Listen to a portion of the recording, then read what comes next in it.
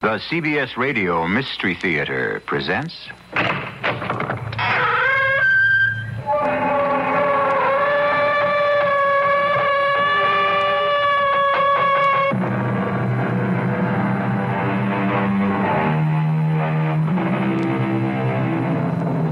Come in.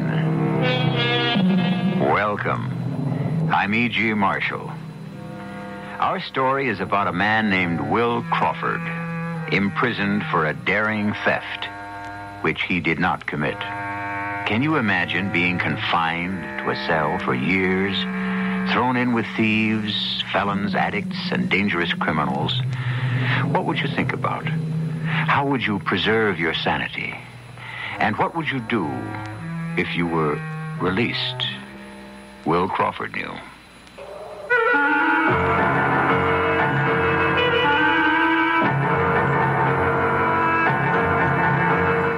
Our mystery drama, The Corpse Wrote Shorthand, was written especially for the Mystery Theater by Roy Windsor and stars Mandel Kramer. I'll be back shortly with Act One.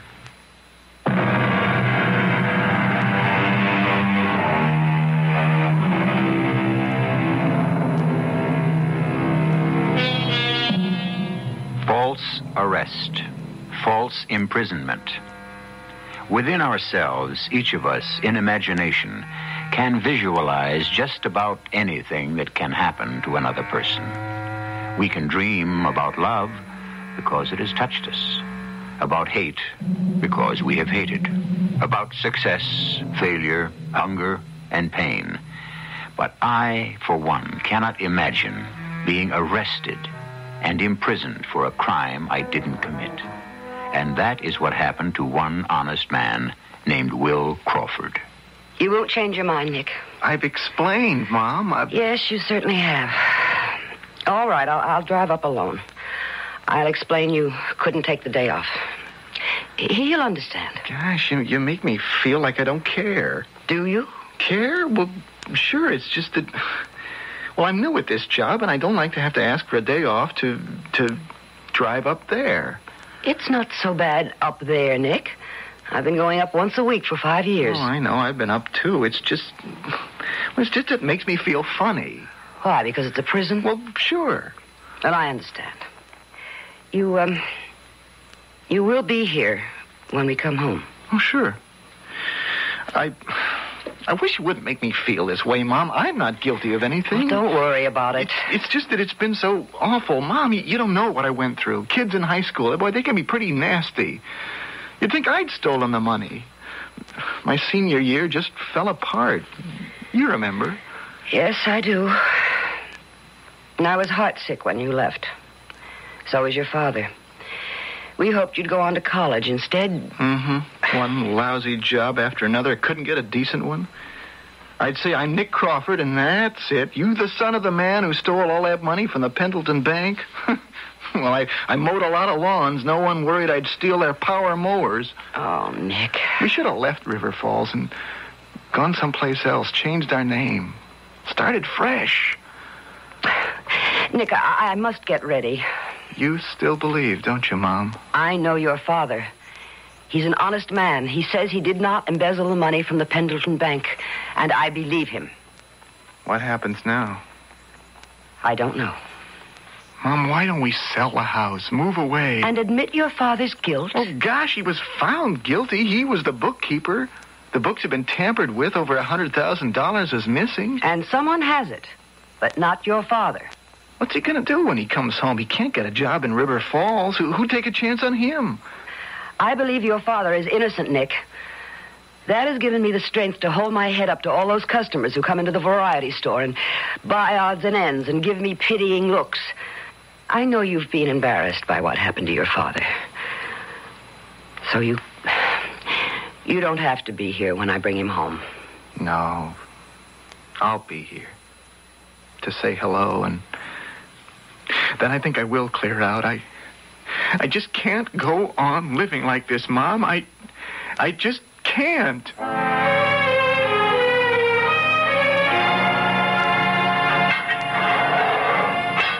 Well, Mr. Crawford, you're free. So I am. I'm glad to see you get out. Not that you ever gave me any trouble. That's not what I meant. I know. I never thought I'd meet a man like you. It's kind to miss you, Mr. Crawford. What's it been, 5 years now? Commuted to 5 for good behavior. What you going to do now? What would you do if you'd been sentenced to prison for a crime you didn't commit? You're still saying that, are you? It's true. Well, I'd like to believe you, but I don't know. I read up on the trial and how they proved you juggled your books. Someone juggled the books. I didn't. If you say so, Mr. Crawford. Let me ask you again. If you'd been sentenced to prison for a crime you didn't commit, what would you do? If I'd been given a bum rap and then got out, I'd go after the double-crosser who committed the crime and wring the truth out of him. Mm-hmm. Guess what I'm going to do? Yeah, I can see it in your eyes. I don't care if it takes the rest of my life, Clancy. I didn't embezzle the money from the bank. I have never seen the $100,000. I don't know where it is, where it went, but I'm going to find out. And when I do... Yeah. I've been labeled a thief. I've been in prison for 5 years. Think of what this has done to my wife and to my son. How they've suffered. I can't give them back those 5 years of humiliation, but I can create a future for us. All I have to do is discover who framed me. Good luck, Mr. Crawford. Thank you, Clancy. You know where the warden's office is. Oh, sure. I'll see him and listen to his little speech. You committed a crime against society for which you were tried and found guilty. You paid your debt. Now you're a free man again. Mm-hmm. Then he'll wish me good luck and give me some money. He's performed his job. Next case.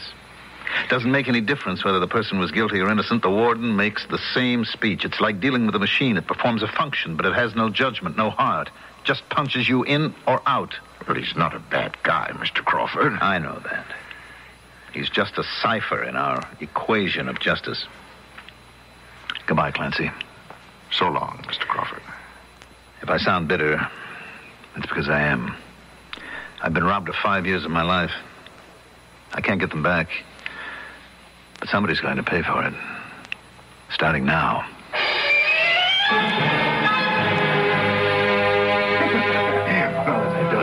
Well. Oh, come on, Stell. None of that, darling. I can't help it. You'll get us thrown out of this place.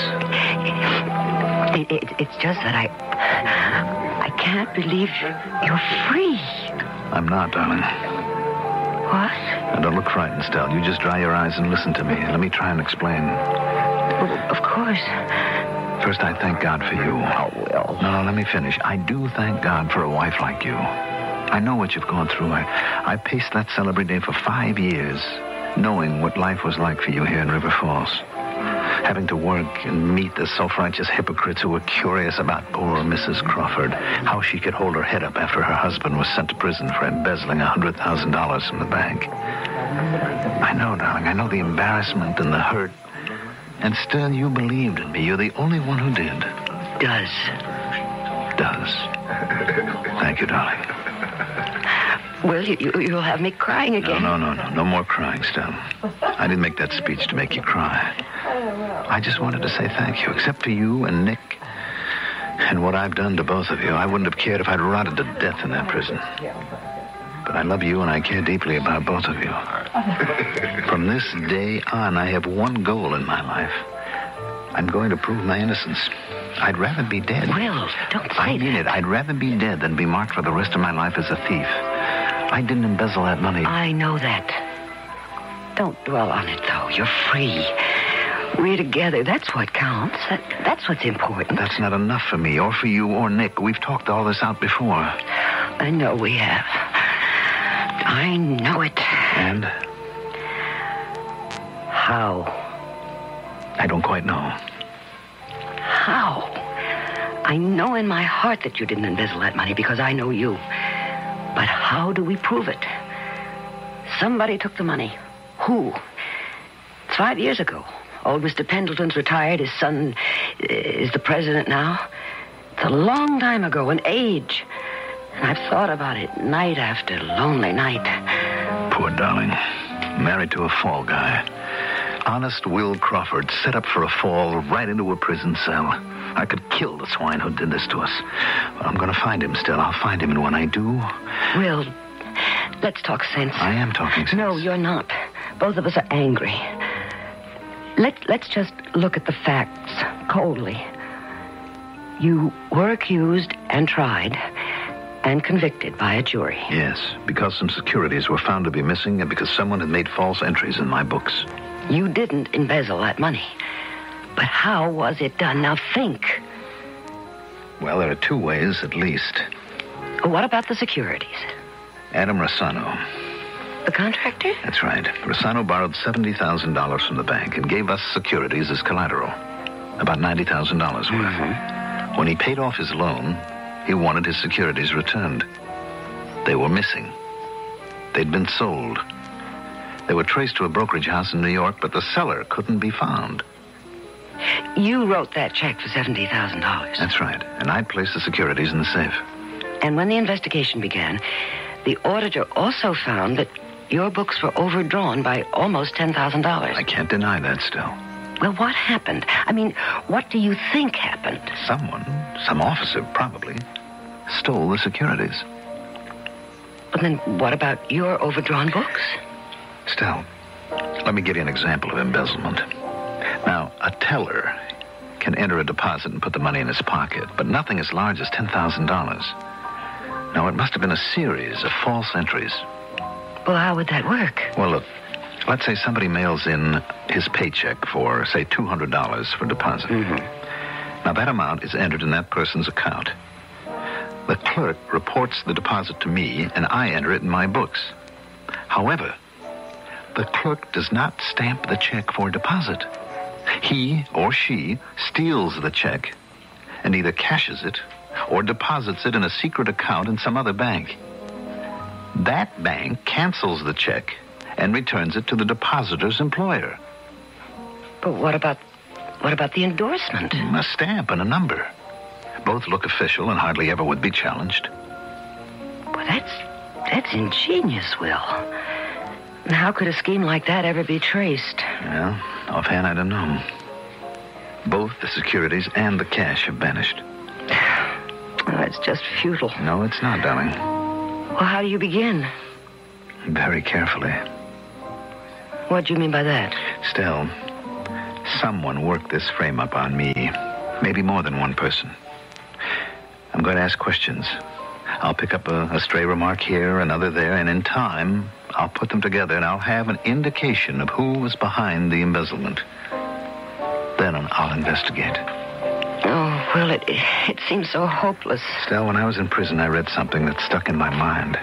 Forget where I read it or who wrote it, and it's just a line, but what it is, in a really just cause, the weak conquer the strong. I believe that, Stell. It may take a long time, but I'll get the truth.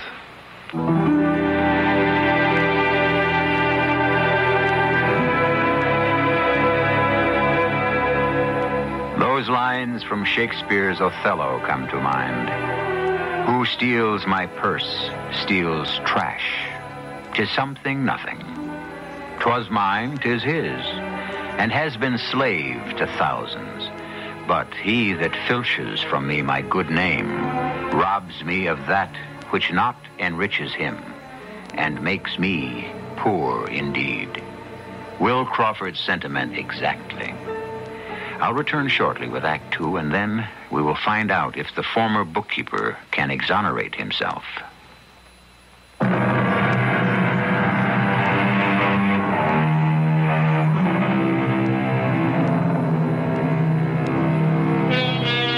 The title of our play, The Corpse Wrote Shorthand. A provocative title. What in the world can it mean? Will Crawford was imprisoned for embezzlement. Then what's this about a corpse? And how in heaven's name could a corpse write shorthand? Well, an honest story should have an honest title. Let's find out just what this title means. Good morning, Mr. Pendleton. Ah, Crawford. Thank you for seeing me. Yes. I must say I'm surprised by your visit. My father... I tried to visit him, but he refused to talk to me, so I'm grateful to you for these few minutes. Ah, yes. Yes. Sit down. I haven't much time. Thank you. I came home last night. Yes. There was a scrib in the forum yesterday that you had been released. What brings you to me, Crawford? I should think it would be embarrassing for you to walk into the bank. Not at all. I spent many productive years in the bank as your bookkeeper, and I have nothing to be embarrassed about. You don't? No, I didn't embezzle that money. I'm a forgiving man, Crawford, but I am not stupid. And arrogance makes me angry. You've made a mistake and you've paid for it. I'm willing to forget the damage you did to the bank's reputation. But when you declare bluntly that you did not embezzle, you sound demented. I'm telling the truth. You were arrested, tried, and convicted. How dare you waste my time saying that you're innocent? Now, if you'll excuse me... If I sold those stolen securities and juggled my books for $10,000, where is it, Mr. Pendleton? Where is the $100,000? Oh, so that's your game. The money will turn up. Oh, not here, not in River Falls. Now that you've been freed, you'll leave town. But wherever you go, you'll be watched, and the money will be recovered. I'm not leaving River Falls. Then you're going to starve to death. Just what do you propose to do, Crawford? I have some ideas. Look, I was the victim of a clever scheme. Some person or persons framed me, and I'll find out who they were. You astonish me. Please, leave, and don't come back. One question. What happened to Doris Conroy? Who? The assistant bookkeeper. She's no longer with the bank. Doris Conroy. I don't really remember her. Well, that's surprising. I beg your pardon? When you were second vice president, you worked with her a lot. A rather pretty girl, dark-haired, nice skin. You were the loan officer at the time. Oh, that girl. Yes, I remember her. What about her? Well, I'd just like to talk to her, that's all. She was my assistant. I have no idea what happened to her. When did she leave the bank? I don't know. Ask Mr. Baker in personnel. He'll tell you. All right, I will. Thank you for your time, Mr. Pendleton. Good morning.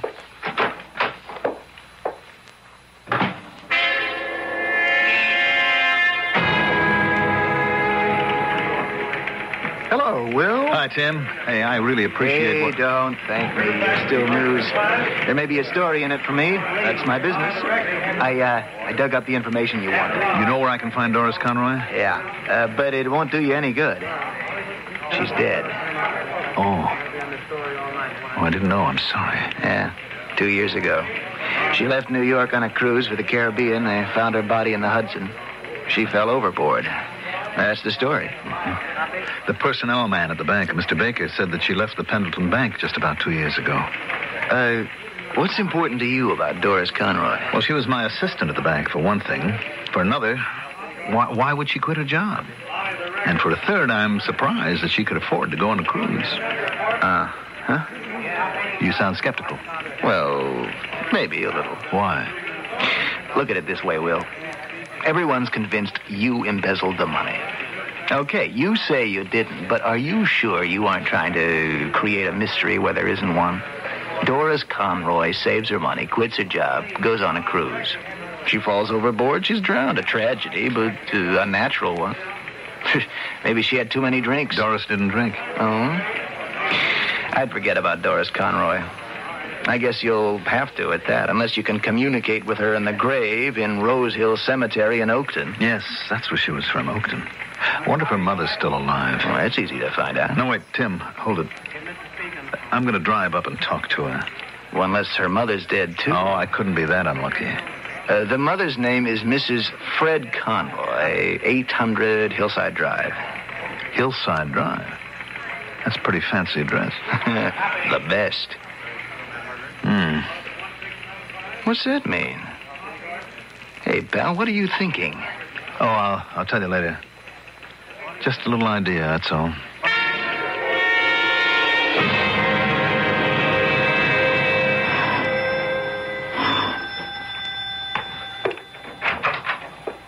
Yes? Mr. Pendleton in River Falls told me that I could... Oh, yes. He's such a considerate man. Come in. Thank you. We can talk in the living room. I'm alone here. I don't get to sit in here very much. Well, it's a lovely room. Oh, such a considerate man, Mr. Pendleton. A gentleman. So nice of him to send you out. Oh, he must think my mind is slipping. I do wonder once in a while. It's so considerate to warn me. I am forgetful. Oh, we all are from time to time. Oh, ain't that the truth? Oh, Mr. Pendleton said if that embezzler called on me, I wasn't to talk to him. I see. He said he's crazy. Oh, I guess he is. Oh, he's crazy, all right. Says he never stole the money. He got out of prison and now he's trying to stir up trouble. Is that right? Is that why Mr. Pendleton sent you out to see me? He's trying to stir up trouble, all right. Oh, I've had my share of trouble. I know you have.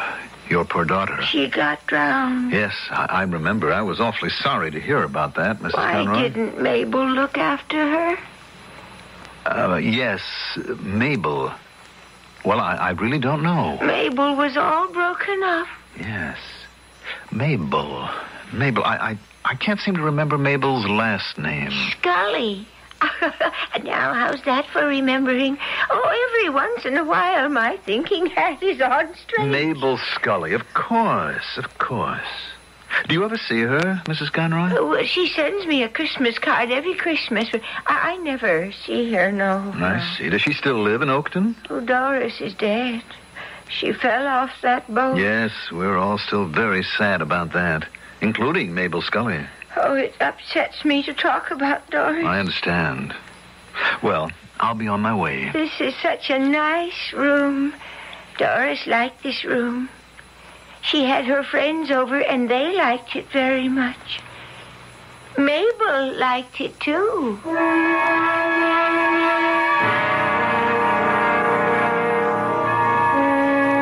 Hello, darling. Ah, Will. Give me a kiss. My faithful, trusting wife. You know something? We haven't got much, but we've got each other. That's enough for me. Nick not home? No. But don't worry about it, darling. I understand. He telephoned that he'd be late. I see. Well, so do I. And I can't blame him. I'm an embarrassment to him. You know, this is going to get worse before it gets better still. Now, what do you mean by that? Well, I imagine that Tim Yeager at the Forum will have a story about me in tomorrow's paper. Then he was willing to see you. Oh, I'm glad. He's a nice man. Well, he's got an open mind. That's why he's a good reporter.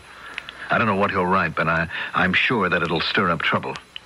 You know the kind of thing. Crawford still insists he's innocent. People at the store will look at you and know we're both loose in the top story. Oh, I'm used to that. Forget it. Well, how was Tim helpful? Okay. From the beginning, I saw C. Palmer Pendleton. He let you come in? Yep.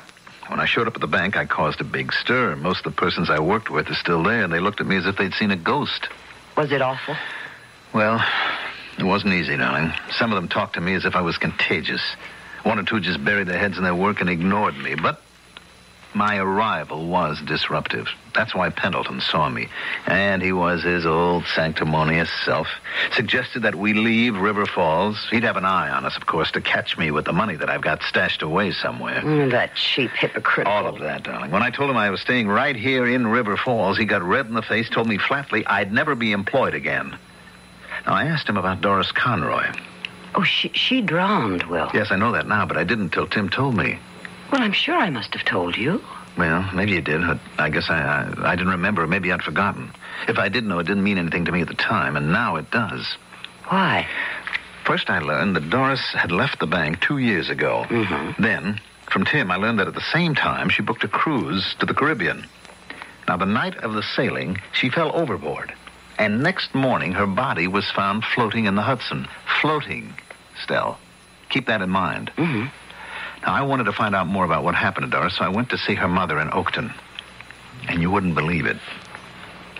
Well, go on. She thought Pendleton had sent me from the bank to make sure that she didn't admit Will Crawford to her house.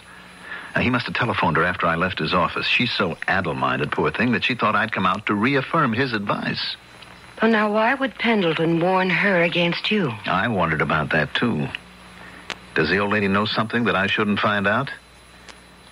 The answer is no, but, and this is a very big but, she lives elegantly on Hillside Drive in a very fine house. Now, how can she afford it? The answer is that Doris could afford it. And with Doris dead, Mrs. Conroy has come into Doris's money. Because the setup just doesn't ring true. Then you think that Doris somehow was mixed up in the embezzlement? That's my theory. Now I mean to pursue it. But how? I mean, with Doris dead and her mother... Well, that all depends upon what happens tomorrow. Tomorrow? Doris wasn't alone on that boat. She was taking the cruise with a friend of hers. Now, I dragged the name out of Mrs. Conroy. Doris's friend was Mabel Scully. She lives in Oakton, and Tim's going to see her tomorrow. Well, what can you learn from her? Well, I don't know offhand. But if you get a person talking after the fact, things come out. At the time of the drowning, I'm sure Mabel was hysterical. The ship had left port and was sailing out to sea. Where was Doris? I mean, I can just imagine the confusion on shipboard, because it wasn't until the next morning that the tragedy was discovered. Then it must have been hysteria. Yes, of course. Oh, what a frightful experience for Mabel Scully. Then she probably was questioned and browbeaten and then finally released. Now, that's 2 years ago. The hysteria of that moment is past. 2 years have gone by. Now, perhaps Mabel Scully will be able to reconstruct what happened the night Doris Conroy drowned. Which she didn't. What? She didn't, Stell, because if she had, her body would have sunk to the bottom of the Hudson and have been swept out to sea.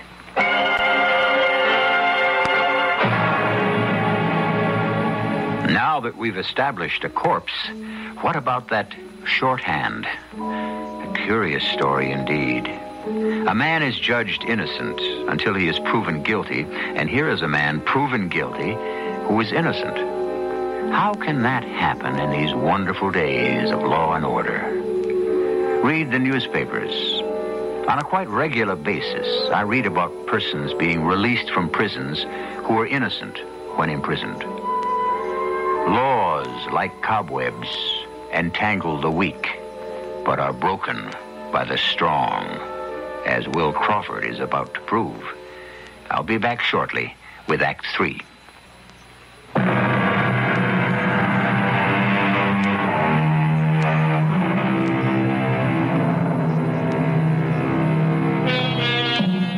One man's innocence simply must be another man's guilt. If Will Crawford did not embezzle $50,000 from the Pendleton Bank, who did? He was found guilty and imprisoned for 5 years, and the money still hasn't been found. And he insists he is innocent. Well, we have a corpse on our hands, one that writes shorthand. Is that the clue Mr. Crawford needs to understand before he proves his innocence? His reporter friend, Tim, is going to try. Thanks for seeing me, Miss Scully. Oh, that's all right. Please sit down. You're Mr. Yeager? Right. Scandal monger supreme for the River Falls Forum, though most of our scandal's pretty much of a yarn. Nice place you have here. Oh, it's all right. I got the stuff with the settlement. And took back your maiden name. You didn't ask to see me to talk about me, Mr. Yeager. It's almost 6 and I'm being picked up in half an hour. Oh, sorry. Miss Scully, a man has just been released from prison after serving 5 years for embezzlement. Yeah, Will Crawford. Right. I read your story in this afternoon's paper. He claims he's innocent. No way. He's trying to find a way, and I'm inclined to go along with him. Now, that's where you enter the picture. Me? Yeah. You and Doris Conroy. Oh, Doris. Oh, yes, that was horrible. Yeah, I can imagine. That ship was halfway down the Hudson, and I was still looking for Doris. It wasn't until the next morning that we found out. They found her body floating in the Hudson. She drowned. Yeah, that's what they said at the time. Well, that's what happened. I wonder. Apparently, she fell overboard, her head hit something, and she drowned. That's right. Of course, drowned isn't quite right. Oh? Now, she died from that smash on the head. There was no water in her lungs. If there had been, she might have been swept out to sea. Oh, it's so ugly even to think about. Yeah. Could become uglier still. What does that mean? Well, let me come to that in a moment. I'm here because I hope you'll reconstruct that night for me. Well, there's very little to tell. Now, you and Doris had been friends for a long time, right? We knew each other since high school. She went to business school and got a job in River Falls at the Pendleton Bank, and I attended junior college. I went to work here in Oakton in the offices of Hometown Insurance. I'm still there. And you went on the cruise 2 years ago, is that right? Yes. And Doris quit her job at the same time, right? Yes, she did. I never knew why. I asked her, of course, but all she'd say was that she was tired of being an assistant bookkeeper. And she had plenty of money? Well, I don't know about that, but she must have. For years, Doris and her mother lived in a 4-room flat above a grocery store. Then they bought that place on Hillside. Oh, that's a really fancy residential area. Those houses cost a lot. Yeah. Did Mrs. Conroy have money? Oh, no. She worked in a dress shop. Mr. Conroy died about 4 years ago, but, I can't imagine him leaving a bundle of insurance. So, how did Doris and her mother move into such a fine house? Where'd the money come from? Well, I don't know. And 2 years later, Doris quits her job, goes on a cruise. You got to admit, it's all pretty strange. Well, I know it is. I think about it often. Oh, then it goes out of my head. I don't like to dwell on what happened. What did happen, Miss Scully? I mean, looking back now, calmly, what do you remember about that night on the ship? For instance, what do you remember about the cabin? Oh, it was lovely. Had both of you unpacked? Oh, no. We left our bags and went right up on deck to watch the ship sail. Had friends come to see you off, the old bon voyage party? Oh, just the man I made the mistake of marrying. Doris stayed out of the way. Oh, she said hello to him, but then she sort of drifted off. That's the last I heard of her. And no one came to see her off? No. Her boss expected to, but he was in Providence. He sent a telegram. I gave it to the police. Yeah. Now, you also turned over to them the teak-pat watch with the engraving on it. Yes, that's right. Oh, boy, that watch must have cost a fortune. On the back, it said, "With gratitude, Charlie." Oh, yeah? Who was Charlie? Search me. I saw that watch that night for the first time. I don't know what Doris did for him, but that watch was a lot of gratitude. So much gratitude, I'm a little suspicious of it. What do you mean? Well, had Doris become engaged to some rich guy? No, she didn't go with anyone. And still, someone gives her a watch that probably cost, $800? Now, what does that suggest to you, Miss Scully? I can't believe it. I can. Blackmail.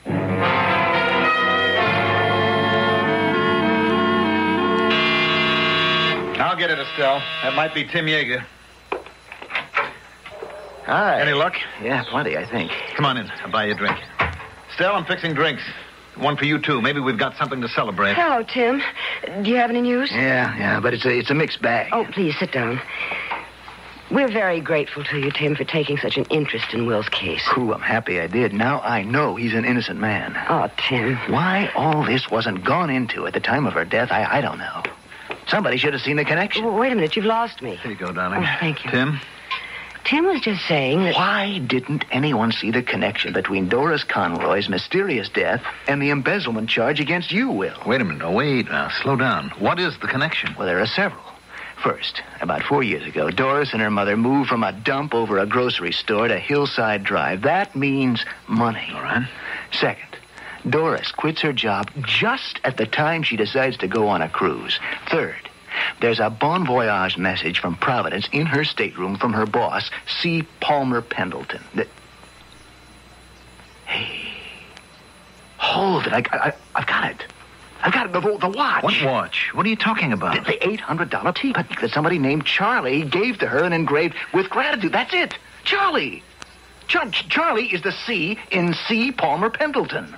Then it was Pendleton and Doris Conroy who embezzled the money and set me up for the fall guy. Why, I never would have dreamed... Pendleton and Doris, of course. I am going to pin this on that sanctimonious moneylender and send him up the river for a really long stretch. Oh, I want that more than anything in life, Tim. But how are we going to do it? You're saying that he murdered Doris Conroy. But why would he do that? From my great stockpile of cliches, how about this one? Thieves fall out. And so do blackmailers. Pendleton split with Doris. Then she wanted more. He could stand just so much pressure and danger. He killed her and made it seem like accidental drowning, which it wasn't. That smash on her head was not made by something she hit when she fell into that filthy dockside water. Pendleton hit her with something and dumped her over the side. All right. But the telegram indicates that he was in Providence. Yeah, I know it will. That's the stickler. Well, let me dig into it. The forum's got all kinds of connections. I'll go after the telegram company first thing in the morning. And what you might do, Will, is to go to New York, trace that teapot to the jeweler, show him a picture of Pendleton, ask him if Pendleton's the guy who bought it. Right. And, Estelle, not a word about this to anyone. We don't want our bird to fly the coop.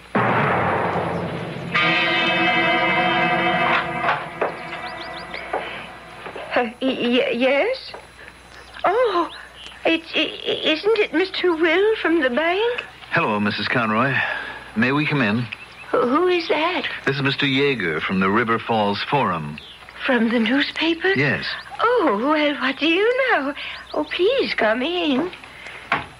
Oh, isn't this nice, Mr. Will? Miss Conroy, I'm afraid we have some bad news for you about your daughter, Doris. Oh, she's dead. She fell off a boat. Yes. And we think that maybe it wasn't an accident, and we're investigating her death. Oh, Mr. Pendleton has always been so considerate. Well, the police now suspect that maybe somebody pushed her over the side of the boat. Doris was a good swimmer. We think that Doris had an enemy and knew it. Well, maybe so. I wonder if Doris left anything behind her about this enemy of hers. Have you kept all of her things, Mrs. Conroy? Her room is just the way it was when she went away 2 years ago. Could we, see the room?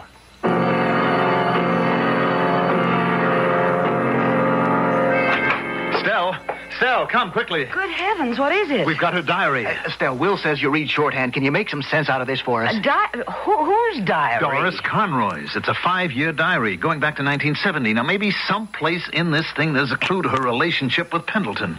If there is, we've got the factual proof to reopen my case. Yeah, and we've got to hurry, Estelle. Mrs. Conroy just may take it into her head to telephone Pendleton. We don't want him to skip. We want to confront him. Well, I'll do my best, but my shorthand's awfully rusty. Gee, there's a lot in this diary. Well, you just do the best you can. I'll telephone Providence. Maybe the paper up there has found out what I want to know about the telegram. Mark? Hello, Tim Yeager in River Falls. Any luck? Where'd you locate him? Doing graduate work, I see. Yeah, now he admitted sending the telegram? Why did he send it? I get it. Yeah, I think this just about sews it up. I'm very grateful to you, Mark, and to the newspaper. I'll telephone you tomorrow morning, okay? Yeah. Goodbye. Any luck, Tim? We have got Mr. Pendleton by the throat. Great. It's here, Will. I found it. What? In black and white. Let's hear it, Stell. The entry is dated March 1970. Dear Diary, after work today, I had cocktails with Mr. Pendleton at the pub. I like him. He's such a considerate man. I almost fainted when he told me about a plan he's been thinking about. I listened with a great deal of interest because there's money in it for me. More money than I can imagine, dear Diary. He's an officer in the bank, so he knows just how to put his plan into effect, but he needs someone he can trust to work with him, and I am it. We can get our hands on at least $100,000, and the bookkeeper, Will Crawford, won't be able to suspect a thing.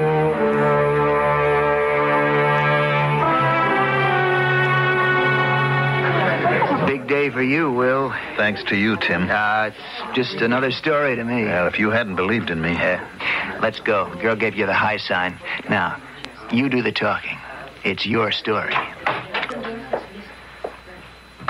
Good morning, Mr. Pendleton. But I was told Mr. Yeager of the Forum asked to see me. Yes, I'm Yeager. What's this jailbird doing with you? He wants to witness and record your admissions, Mr. Pendleton. What? Get out of here. If you don't, I'll have security arrest you. There'll be an arrest, all right. But it'll be yours for embezzling $100,000 from your father's bank and for murdering Doris Conroy because she blackmailed you. You're insane. You and Doris stole the money and made me the fall guy. 2 years ago, she put the bite on you for more money, left her job and planned a cruise. You hit her on the head and threw her overboard. That's a lie. It is not a lie. You sent her a telegram from Providence. How could I murder someone in New York? No good, Mr. Pendleton. You telephoned your son, a student in Providence, dictated the telegram to him, and he sent it for you. Both the newspaper and the police have checked that out. Then you left River Falls and went to New York. You met Doris on shipboard, murdered her, and threw her overboard. And you're that Charlie whose name was engraved on the back of that teacup watch along with ingratitude. You gave it to Doris. The jeweler identified you from a picture. You proved those charges. The embezzling scheme and Doris's decision to demand more money from you 2 years ago, both are written down in shorthand in her diary. Mr. Pendleton, the River Falls police are waiting outside for you. I denied the embezzlement charges against me, Mr. Pendleton, but I was jailed for 5 years. The charges against you can't be denied. They're based on facts. The murder charge is based on circumstantial evidence. By that statement, you just hung yourself. You've admitted that there is a murder charge. Tim, ask the police to come in.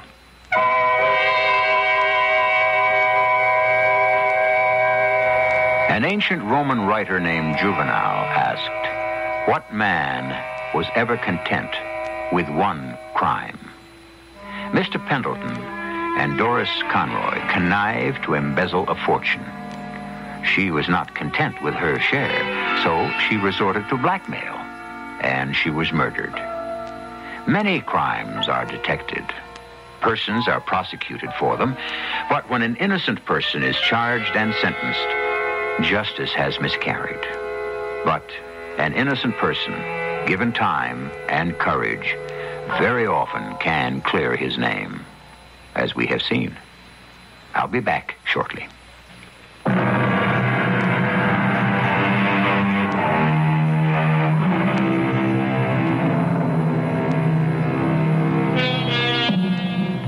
Modern justice dates back to the year 1215, when the Magna Carta guaranteed that no subject should be kept in prison without trial and judgment by his peers. The Western world has lived by that precept for almost 800 years. Sometimes justice may be unjust or slow, but in the long run, it is not only the sum of all moral duty, it is also what makes each of us equal. Our cast included Mandel Kramer, Joan Lovejoy, Russell Horton, Joan Shea, and Barry Kroger. The entire production was under the direction of Hyman Brown. This is E.G. Marshall inviting you to return to our Mystery Theater for another adventure in the macabre. Until next time, pleasant dreams.